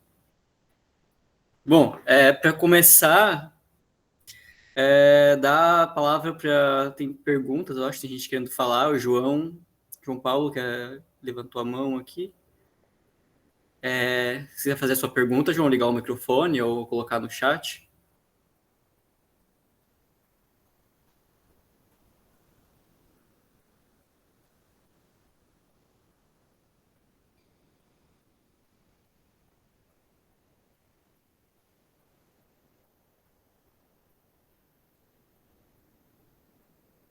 Ah, aqui para mim aparece, mas então talvez tenha sido sem querer, sem problemas. Ah, beleza. Fique à vontade se quiser ligar o microfone, quem quiser, né? Ou escrever no chat mesmo a pergunta, a questão. Enoque também, por favor. Oi, boa noite. Parabéns pela sua apresentação, Walter, foi muito completa mesmo. E eu achei interessante, mais um comentário, porque hoje eu também assisti aquela palestra de um príncipe da Malásia, né, que foi na USP, eu até compartilhei lá no grupo. E ele falou uma coisa muito interessante, que tem conexão, né, com o que você falou no livro, que ele chegou a se perguntar do que como a Malásia se posiciona na guerra entre a Rússia e a Ucrânia. E daí ele falou que ele simplesmente não se importa, porque para eles não muda tanto, né, quem vença nesse conflito. Afinal, porque a Malásia, assim como a maioria dos países do Sudeste Asiático, eles tendem hoje em dia a ter um posicionamento de multialinhamento, né? Por exemplo, o caso malaio, eles são aliados da China, da Rússia, dos Estados Unidos e até de Taiwan. Né? Recentemente, Taiwan até abriu um centro, né, cultural no país, apesar da Malásia receber intensos investimentos chineses, principalmente pela iniciativa do Cinturão em Rota, né? E, de fato, isso reflete muito o espírito da ASEAN, que, se durante a Guerra Fria ela adotava uma posição mais neutra, né, que era justamente a ideia do não alinhamento, né, de fato, não ser alinhado nem ao bloco capitalista e nem ao socialista, hoje em dia a palavra de ordem é o multi-alinhamento, né? E de como, somente pelo fato de serem potências emergentes, muitas delas são potências emergentes ou potências médias do sul global, eles, na verdade, não têm como prever qual vai ser o cenário geopolítico daqui a alguns anos, porque justamente tem um cenário de ascensão da China e enfraquecimento da liderança americana. Então, justamente para esses países, o que é mais vantajoso é procurar otimizar o que eles podem extrair das relações com essas grandes potências e também lutar por uma ordem internacional, né, em que haja maior distribuição de poder. Idealmente, né, uma ordem multipolar, né, que é o que eles desejam. E, inclusive, eu também achei bem interessante o que você até comentou da América Latina. Na verdade, o Mercosul, ele teve um papel parecido com o da ASEAN, a pacificação regional, porque é o Mercosul que acaba com a rivalidade entre o Brasil e a Argentina, né, justamente após o fim dos regimes militares na região. E a ASEAN conseguiu fazer o mesmo, e ambos conseguem fazer isso porque eles criam uma identidade regional, né, para esses países, além de criar mecanismos de maior transparência entre eles. E outro dado interessante também, que eu vi hoje na palestra, também tem a ver com o que você disse, é que os políticos da região, né, no Sudeste Asiático, muitas vezes eles demonstram interesse de até aprofundar relações entre si, criar algo no modelo da União Europeia, mas, na verdade, isso é um argumento retórico, porque justamente como são países que têm sistemas políticos muito diferentes, seria, na verdade, impossível ele se tornar se tornar uma entidade supranacional, né, como ocorreu com a União Europeia, porque na maior parte, na Europa Ocidental e na maior parte do leste europeu, você tem democracias, mas isso não existe, essa homogeneidade política, né, na ASEAN. Então, um dos maiores feitos da ASEAN para os países da região é justamente o aprofundamento do comércio transfronteiriço.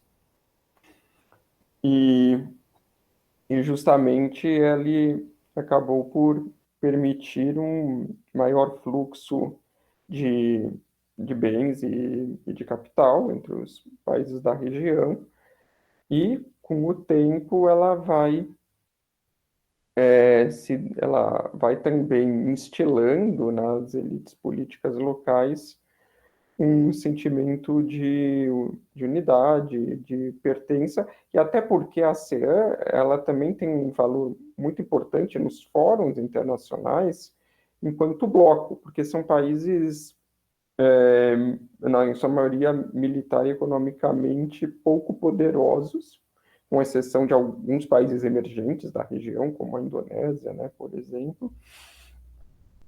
Mas a ASEAN justamente ela traz esse poder de barganha para o Sudeste Asiático, né, para essas potências médias dentro do Pacífico, nos fóruns multilaterais, né? Então, ela é uma organização que ela consegue suprir várias o que seriam várias deficiências, né, nas relações entre esses países, mas por meio dessa concertação, né, eles conseguiram resolver diversos desses problemas problemas que eles não conseguiriam resolver no plano apenas bilateral, por exemplo, né? E, então, eu acho que a ASEAN, e tem vários teóricos da região que também pensam isso, que ela deve ser vista como uma potência em si no cenário geopolítico do Indo-Pacífico, né? Ela se torna um player que precisa ser considerado pelas potências que têm presença na região, em especial os Estados Unidos e a China, né? Que é a região pela qual eles vêm disputando com maior intensidade nos últimos anos. E a Índia também, como você citou, um novo player na região, justamente porque ela também teme uma penetração da marinha chinesa, né, no Oceano Índico, né, a partir do litoral do Sudeste Asiático. E o Japão é um caso bem interessante, porque isso mesmo, como você até falou do papel do Japão no desenvolvimento do Sudeste Asiático no pós-Segunda Guerra, né, isso é verdade. Né, o Japão ele soube, durante a Guerra Fria, ignorar as diferenças ideológicas que o separavam de vários países do Sudeste Asiático, e ele passou a investir pesadamente, né, na região. Hoje em dia, ele também tem um papel de destaque, mas ele acabou perdendo muito terreno por causa da China, né? Principalmente devido aos grandes projetos de infraestrutura.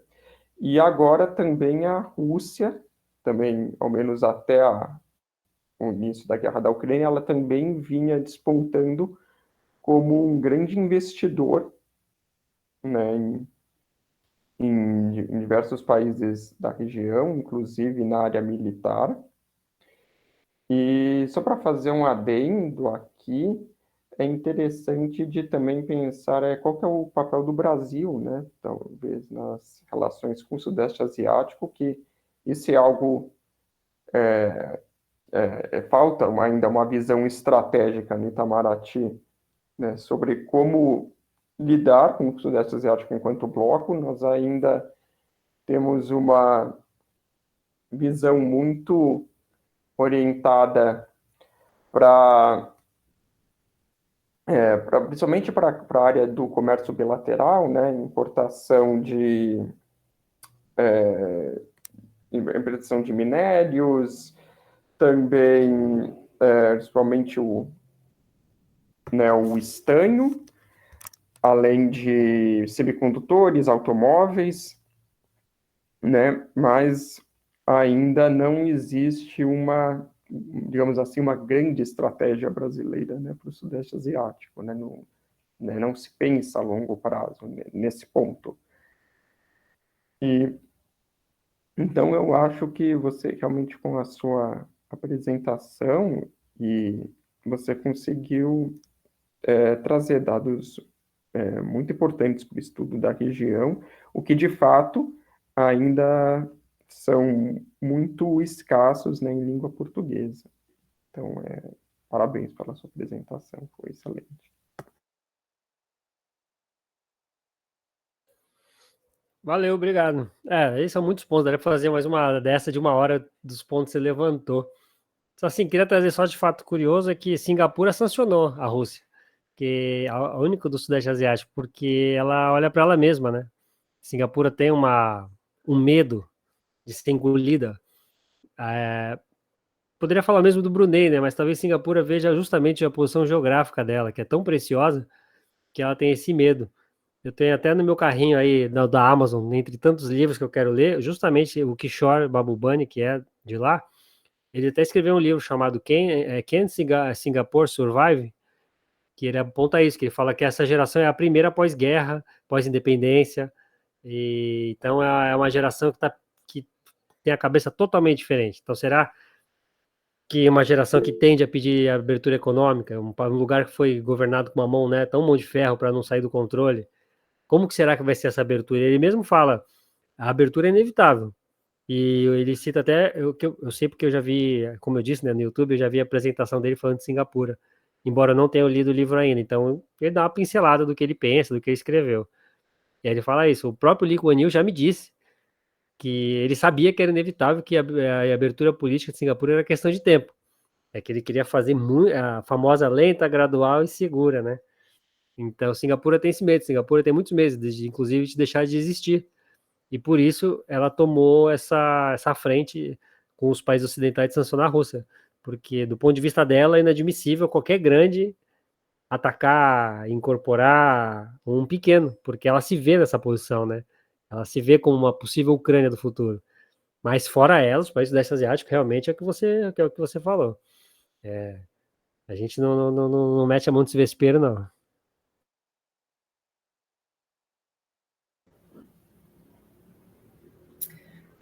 Tem uma questão do João Paulo. Fala um pouco mais sobre a distinção entre os países, como eles conseguem superar as desigualdades econômicas entre eles. Isso aí é live de 3 horas, nem de uma. Não sabia nem por onde começar. É tudo muito tão diferente, né? Brunei é um sultanato do melhor estilo, assim. Idade Média é um conceito complicado, né? Eu já vi muito historiador falando que Idade Média é um conceito bem complicado, ainda mais para você aplicar em outras regiões. Mas do nosso ideário de Idade Média, veja bem, ali no Oriente Médio. Então, Brunei é um sultanato do melhor estilo, assim, Catar. E aí você tem Vietnã comunista, Tailândia é um budismo conservador muito forte, a ponto de você ainda ser preso se falar mal do rei nas redes sociais. Esses meses aí prenderam uma velhinha lá, sei lá, 80 anos, a mulher, ela xingou o rei no Facebook, ela foi presa. Então, é tudo tão diferente um país do outro que não saberia nem por onde começar, né? É tudo muito diferente. E até um ponto trazido aí do Gabriel por exemplo, a Malásia não se mexe na questão da Rússia. A gente tem que pensar que esses países foram países colonizados, né? E é muito difícil, não dá para comparar com a Europa, foram colonizadores. E que essas fronteiras que a gente tem hoje é totalmente. Eu não gosto de termo artificial, já falei, né? Que o país não dá em árvore, todo país é artificial. Mas são países criados por potências totalmente de longe, sem considerar nenhuma dinâmica interna. Então, o fato desses países com 70, 80 anos de independência, só deles terem paz internamente já é um avanço grande. A Malásia, por exemplo, a federação criada ali, e aí é difícil ter mantida, e com leis internas totalmente segregadas, me fugiu a palavra, que segrega, pronto, a gente muda a frase. Os não malaios, né? Então, como os malaios foram muito maltratados pelos europeus, aí quando eles tomaram a frente do país, eles criaram leis, não, porque a gente tem que deixar as oportunidades igualitárias aqui dentro. Mas agora, hoje em dia, muita gente fala que essas leis devem acabar, porque os malaios já estão no topo da pirâmide, que, embora os chineses sejam grandes comerciantes na Malásia, mas que eles têm, né, dependendo do parâmetro que você pega, há esse debate interno, será que os malaios ainda têm que ter essas regras? Os malaios têm prioridade para tudo lá, lugares na universidade, financiamento em banco, enfim.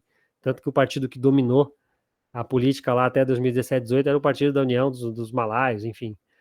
Então lá também você tem debates internos muito mais fortes para se preocuparem com a Ucrânia, com a Rússia, que são países muito jovens, né? Até a gente mesmo se entende talvez mais como nação do que a grande maioria deles, porque era um país com outras fronteiras, a Indonésia, então, se for pensar em Indonésia, nunca que ela foi a Indonésia, como a gente entende as fronteiras hoje, os europeus que criaram e conforme eles repartiram ali a terra, por isso que a Indonésia tem tantos cantos problemáticos, como foi o Timor-Leste, como agora é Papua ali, sempre falo Papua, mas todo mundo fala Papua. É tão difícil achar material em português do Sudeste Asiático que na hora de eu falar, eu falo, putz, mas será que é certo esse ou aquele? Também não quero usar o termo em inglês, como será que eu devo falar em português? Enfim, então as diferenças são essas, dá pra gente ficar falando aqui horas e horas e horas, eles são muito diferentes entre eles, tem de tudo ali dentro, o que você quiser. O comunismo, tem democracia, tem sultanato, melhor estilo clássico, que você quiser ali, você vai encontrar um país budista muito conservador, Tem para todo gosto ali, eles são totalmente diferentes entre eles.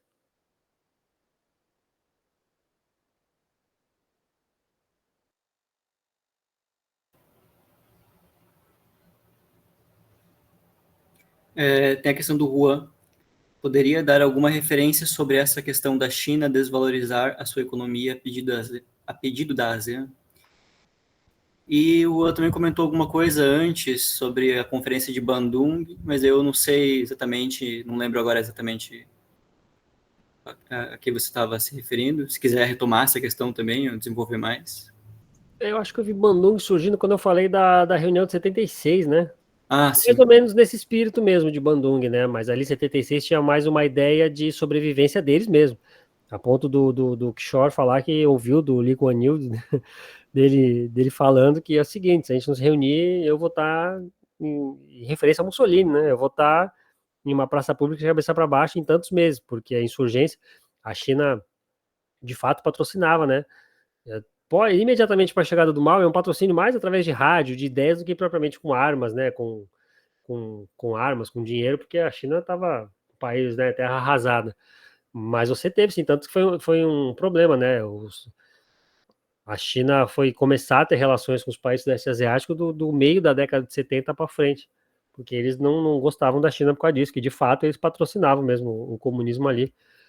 Mas acho que você falou isso, né? O Bandung foi mais ou menos nessa ideia da declaração de 76, que sim, né? Você tem até vários membros na Indonésia, como, digamos aí, um participante majoritário, talvez, embora talvez a Índia não gostasse de ouvir isso, porque você tinha a Índia ali também em Bandung, né?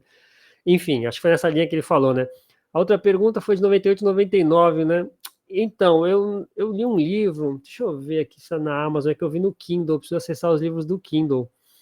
Tem um livro que fala muito sobre o Mar do Sul da China e as brigas internas dos países do próprio Sudeste Asiático, sobre a questão do Mar do Sul da China. E esse livro entra em mais detalhes, mas não muito. Tem que pegar um livro de economia para ler detalhes sobre isso, mas é um livro data super power. Eu vou ter que pegar aqui, que eu abri meu carrinho da Amazon, mas ele está na lista do Kindle, eu não estou achando. Mas é um livro que fala um pouco mais detalhado, sim, da China ter se recusado a desvalorizar o renminbi para se desvalorizasse, né, entrar os produtos chineses muito mais fáceis no Sudeste Asiático, ia quebrar ainda mais a economia deles, e sobre esse processo de swap cambial. Essa ideia de no final do dia, se não precisar trocar por dólar, né, acho que eu já ouvi algum especialista falando que o Mercosul já fez um desses, os Estados Unidos pressionou para não, na época da crise, para parar, acho que a cada semanas ou meses eles faziam a diferença do que entrou e saiu, e aí comprava em dólar só a diferença, para não ter toda essa negociação em dólar, na época da crise dos anos 80. Enfim, eu não sou formado em economia, eu evito falar muito para não falar besteira, mas é mais ou menos nesses moldes, né? Um swap cambial é mais ou menos isso. Para você não ter toda a negociação em dólar, já que o problema era justamente a falta do dólar. Então, sei lá, vamos pegar no final do mês. Eu exportei 500, importei 300, então eu vou precisar do dólar só para essa diferença, para eu não ficar tão refém do dólar em cada operação. Eu trabalho com câmbio, mas não sou economista, eu evito falar muito a fundo, mas é basicamente isso o que os chineses fizeram, porque se eles valorizassem na crise, eles iam quebrar ainda mais as economias locais com os produtos deles ainda mais baratos. Que entra uma ideia mais ou menos da Acordo de Plaza, né? Não sei se vocês sabem, né? Que em 85, os Estados Unidos obrigou o Japão a valorizar a moeda deles, que falou o seguinte: a economia de vocês está crescendo muito, já está sendo um problema para a gente, a moeda de vocês é desvalorizada artificialmente, que vocês exportam para o mundo inteiro. Então, pode aumentar o valor da moeda de vocês aí, que vocês estão fazendo aí a falcatrua cambial. E desde então o Japão aumentou, né? O Japão não é a China, não tem a autonomia que os chineses têm, né? Até com tanta base americana até hoje. E eles foram obrigados a valorizar a moeda deles e imediatamente eles perderam competitividade. Isso foi em 85. Nessa época falava-se que o Japão ia chegar, né, com a economia próxima dos Estados Unidos, e desde então, desde esse acordo, o Japão é o que o Japão é hoje. É uma das maiores economias do mundo, mas parou de assustar, porque o câmbio muda, o câmbio é muito importante, né? O pessoal que fala em Banco Central Autônomo, gente, o câmbio é uma das macropolíticas assim, mais importantes para você, enfim, para a sua estratégia que você quiser ir de exportação, plataforma de exportação ou não. E foi isso que os chineses fizeram. Não, infelizmente, eu não sei aqui na Amazon e-books Kindle. Eu queria até falar porque é um livro muito bom que eu que eu até peguei, eu estou para fazer uma apresentação sobre o Mar do Sul da China, lá no pessoal do GE, fazer a propaganda minha aqui, lá em abril, um curso sobre Ásia, eles disponibilizam depois no YouTube, eu até jogo no grupo depois aí. E eu já separei bastante coisa desse livro para falar do Mar do Sul da China, e eles entram em um pouco mais detalhes, mas seria mais interessante ver um livro de economia que fale disso, propriamente. Inclusive, até vou... É uma boa ideia, até preciso ler mais sobre a crise financeira dos anos 90 ali na Tailândia e região, mas eu não saberia dizer um livro agora não sobre isso.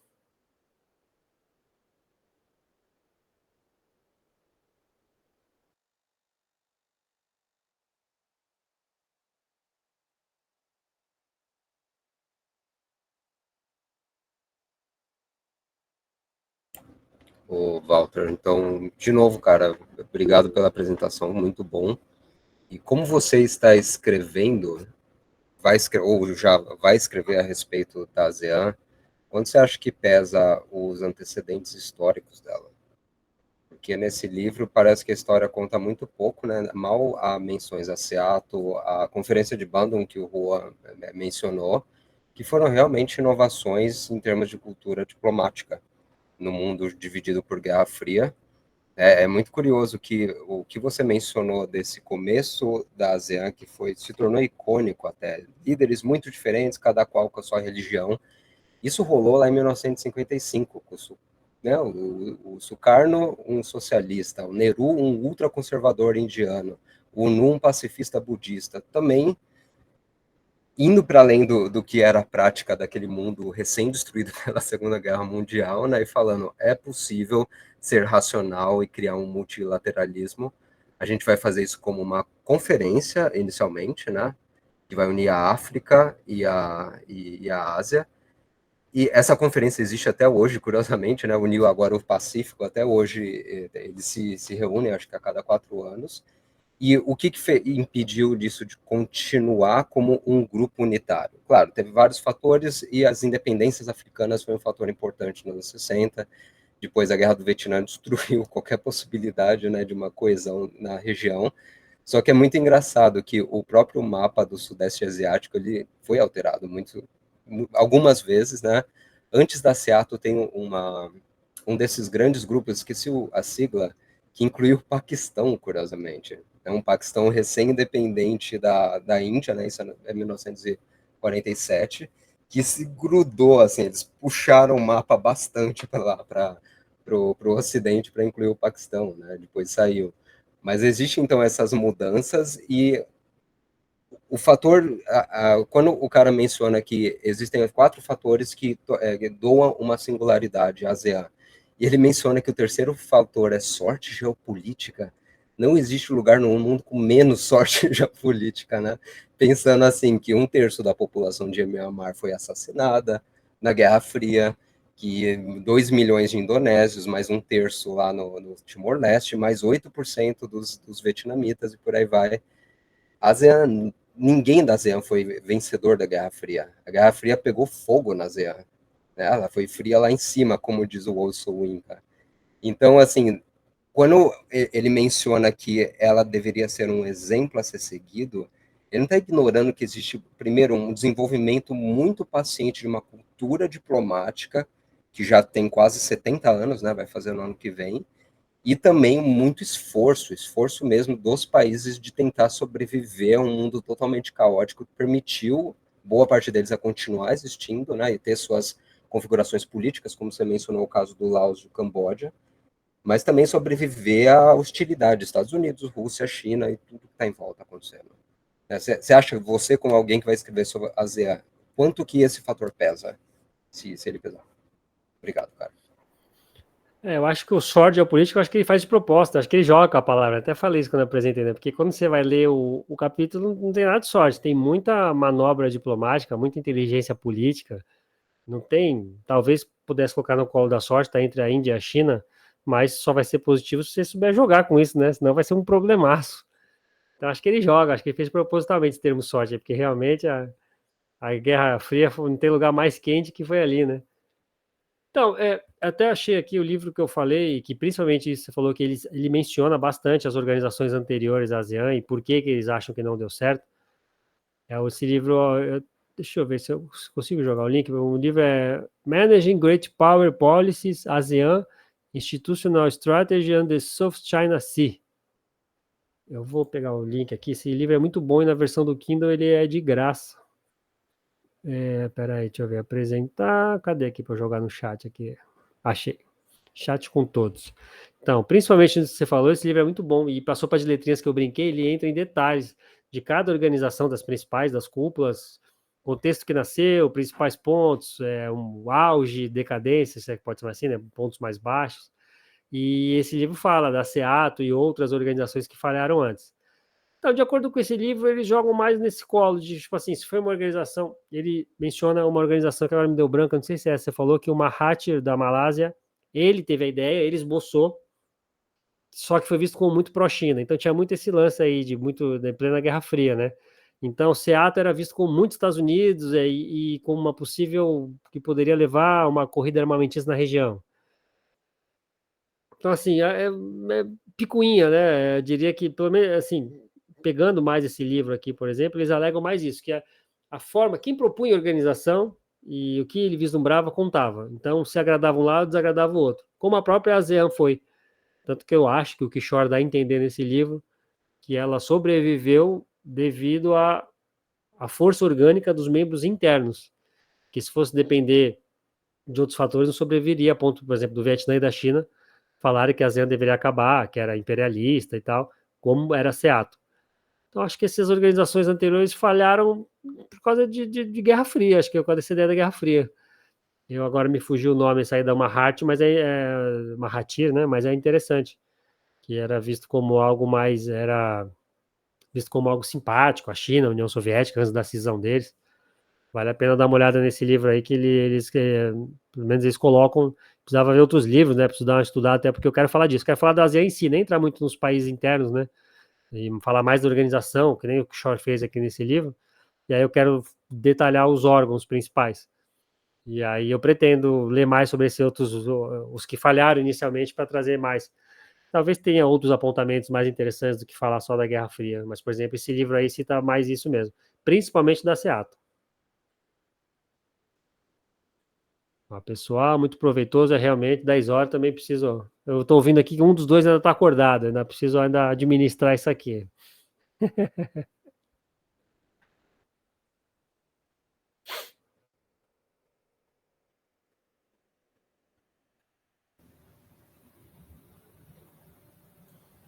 Mais alguma pergunta? Tudo certo? Estamos aí. Qualquer coisa também é só chamar aí no WhatsApp aí.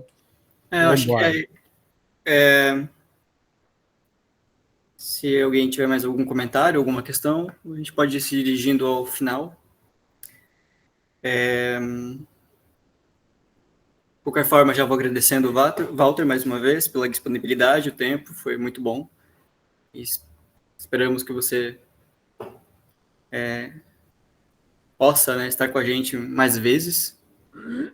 E se quiser divulgar mais um pouco sobre a tua aula com o pessoal do GE, vai ser em abril, é isso? Valeu de novo pelo espaço, obrigado. Sou fã aqui. E vai ser em abril, se pegar o dia certo. Vão ser sempre de quinta. Até começou semana passada com o professor Emiliano, as 2 primeiras aulas. Vai ser, acho que umas 18 aulas, 16. A 9ª ou a 10ª. Sei que é para abril. Sei que eu pensei, bom, quando começar março, eu vou começar a pensar nisso, que mora um pouco de apresentação, tem que ter chão. Aí eu vou falar do Mar do Sul. A minha ideia foi falar de conflitos internos entre os países do leste da Ásia. Que as pessoas tendem muito a pensar, né, sobre o foco de Estados Unidos e China. Agrada um, desagrada outro. E a minha ideia é falar de como internamente tem muitos problemas, né? E aí vou falar do Mar do Sul da China na primeira e do Rio Mekong na segunda. Como os interesses entre eles se sobrepõem, enfim. Mas aí eu jogo no grupo lá quando chegar mais perto. E do teu podcast também, né? Bom, acho que todo mundo que tá aqui deve conhecer, na verdade, mas enfim, quem for assistir depois o vídeo, por acaso Mente Mundo, no Spotify, aí tá no Google Podcast também, outros 3 que eu nunca ouvi falar, eu nem falo, Rádio Public, enfim. Os podcasts que o Spotify libera pra gente. Então o nome é Mente Mundo, e aí eu falo do Sudeste da Ásia, claro. Às vezes eu chamo pessoas que entendem de outros países da Ásia, mas o meu foco é ficar só na Ásia. De vez em quando eu dou uma escapada, mas sempre com convidados, né? Não me atrevo a falar de outra região Recentemente fiz do Paquistão. Num ano de aniversário fiz 3 ou 4 episódios sobre o Irã, com gente que escreveu livro também do Irã. E acho que em julho eu vou fazer um sobre a Índia também. Estou vendo aí com o pessoal que manja muito da Índia, que dá até medo. Mas é isso. Mente Mundo e Twitter, Instagram é Mente Mundo 1. Porque já tinha o Mente Mundo, mas eu quis manter o nome e ficou isso aí. Massa, valeu mesmo. Valeu, gente. Obrigadão. Acho que Boa é noite isso. aí. Foi um prazer. O próximo encontro fica dia 5 de abril, mas a gente divulga aí os mais detalhes no grupo e nos falamos. Valeu todo mundo. Show, valeu, boa noite.